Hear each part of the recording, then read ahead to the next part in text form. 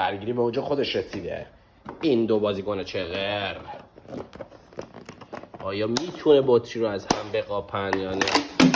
چرا با دست میزنیش؟ با دندون بگیریش. خطا کردی. باز با دستت. حالا این دوتا بزغاله رو میبینیم. بله چه بازی میکنن این دوتا. آره آفرین بازیکنای چغر تو دوربین نگاه کنی همزمان. تو دوربین آفرین.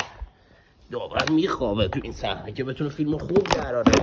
آی دوست منو میزنی؟ من نگیری. داور کف زمین خوابیده. چه صحنه ای رو داره رقم میزنه داور از این دو. اوی زبونت. وای چه صحنه ای رقم خورد.